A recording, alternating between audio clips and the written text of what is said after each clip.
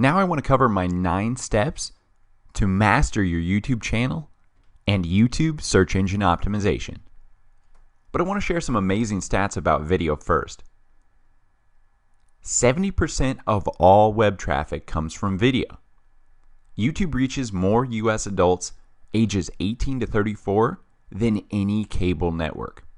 And finally, search engines favor videos over content in any written form. So if this doesn't convince you that you should be creating videos and putting this video content on YouTube, Instagram, Facebook, and so on, then nothing will. So my number 1 rule, awesome titles. While filling out your title on YouTube, keep them short and to the point. Less than 10 words is ideal. For example, how to be a social media marketing expert. Short, to the point, and I have a great keyword in there, social media marketing. I also like to use numbers when I can.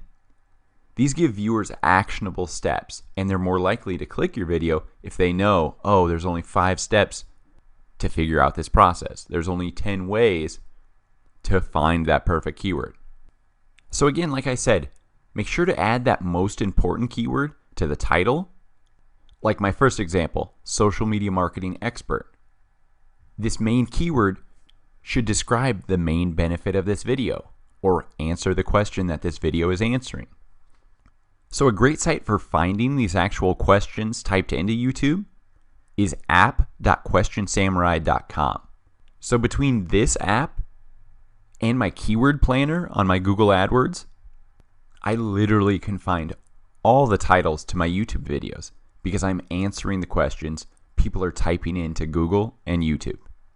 Number 2, descriptions. Your description should be at least 150 words long. The first 150 to 160 characters will act as the Google search meta description. Make sure to have your target keyword worked into this meta description naturally. You don't want to just line up keywords in this description box. You want it to flow and read well and include your main keyword.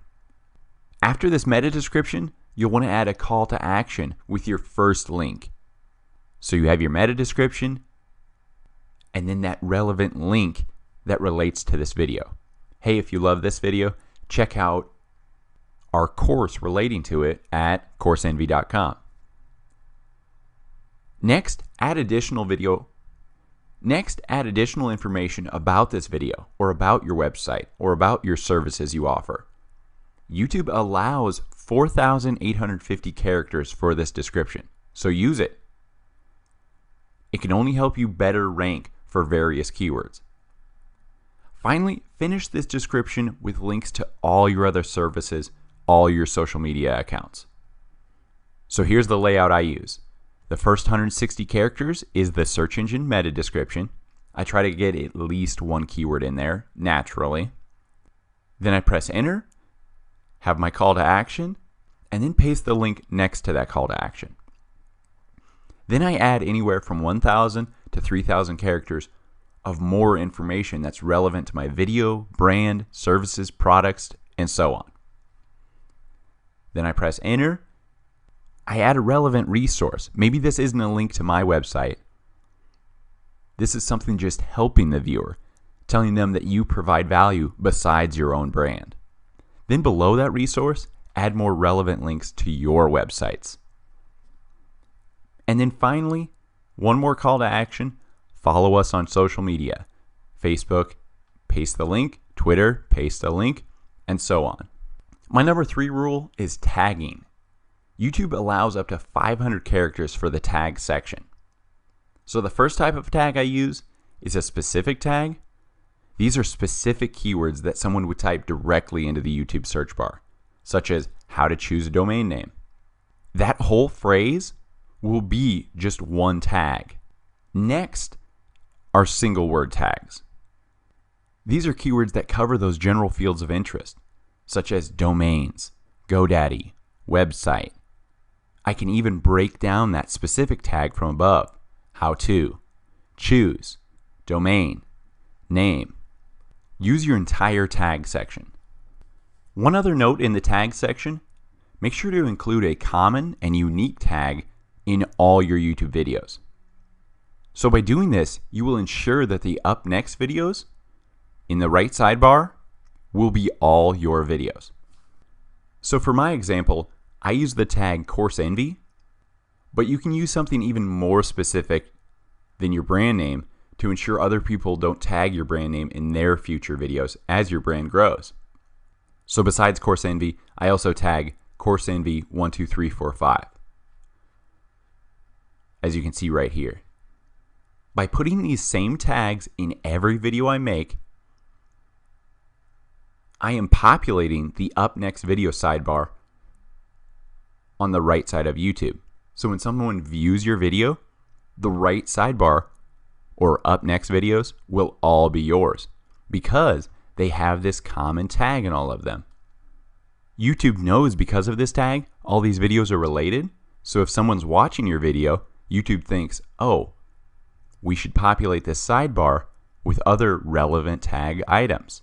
So as you can see, here's one of my videos for Course Envy, how to build a blog in less than 4 minutes. As you can see in the right sidebar, up next, Course Envy, Course Envy, Course Envy. All because I use that unique tag in every video. My number 4 rule is the video thumbnail. First, always include text. As your video gets shared and embedded more and more online, most of the posts won't include the video title, rather just the embedded thumbnail. So your custom thumbnail must do a perfect job of getting people to click the video alone. As a rule of thumb, I always say the video title will not be seen outside of YouTube. So whatever text is on my thumbnail better do the job that my video title does.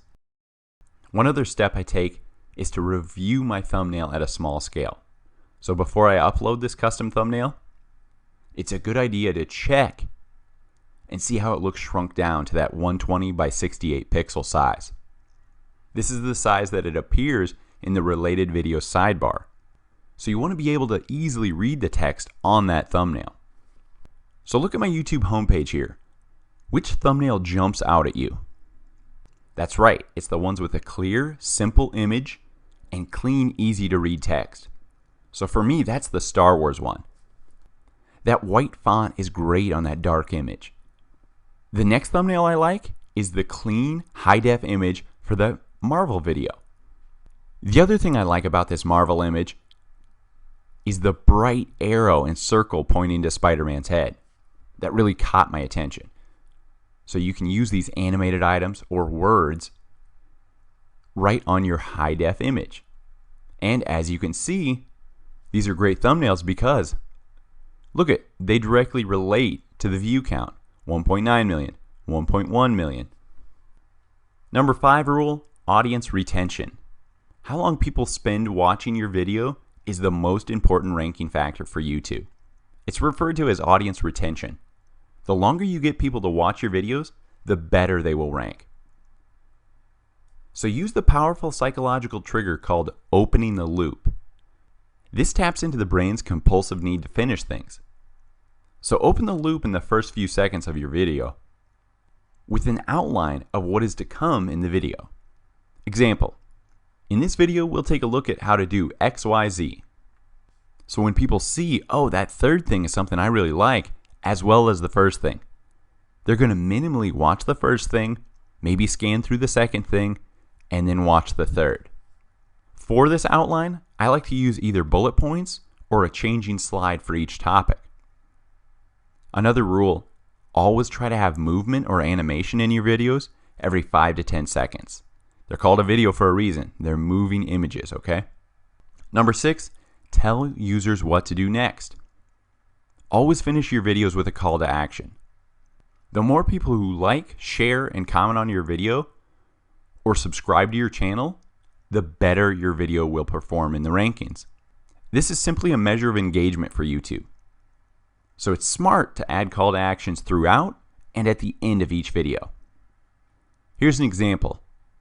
So besides the annotations or card features in YouTube, one example I like to do, actually verbally at the end of each video, is say, if you like this video, hit the subscribe button and click the thumbs up arrow below. So like I mentioned, YouTube does give you the cards and annotation option, so you can place these throughout your videos to prompt that action from your viewers. So to use these features, just click the edit button for your video, then click that annotations or cards link right above the video, as you can see in the top right of this slide. Once you select one of these features, you can click in the timeline of your video when you want this to pop up. From there, create your prompt. As you can see on the right here, I've clicked the cards function, and I'm creating a card pop-up at the 9-second mark. The card title is Learn How to Make Money on Amazon. The call to action will state, click to see our course. And the teaser text that appears at 9 seconds is want top rated courses, ? I really like cards because they're a nice subtle way to remind viewers of other videos or services you offer via that little I, the non-obtrusive info link at the top right corner of your video. So as you can see, I've clicked cards, I've added a card, it's at the 9-second mark. Want top rated courses?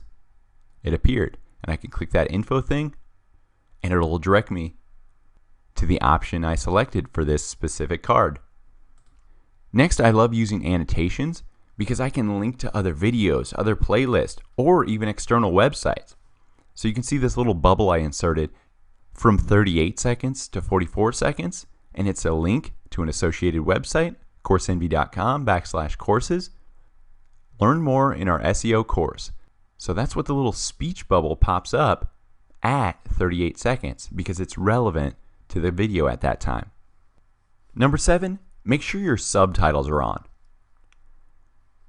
Again, on the video edit page, just click the subtitles and CC function, and then select the language that you want your closed captions to appear in. So many people had requested this feature.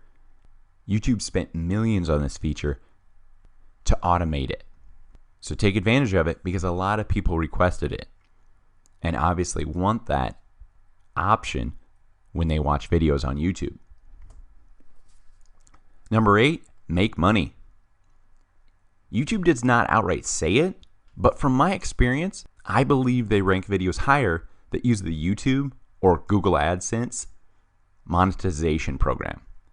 So go to youtube.com/account_monetization. On this page, you'll want to enable and link your YouTube account to a free Google AdSense account that you'll create with that same Gmail that you logged into this YouTube account with. When editing a video, make sure to click the monetization tab right below the video. As you can see right here, basic info, translations, monetization. Then make sure to slide the monetize with ads checkmark on. Below that, you'll be able to select the types of ads you want to display within your video.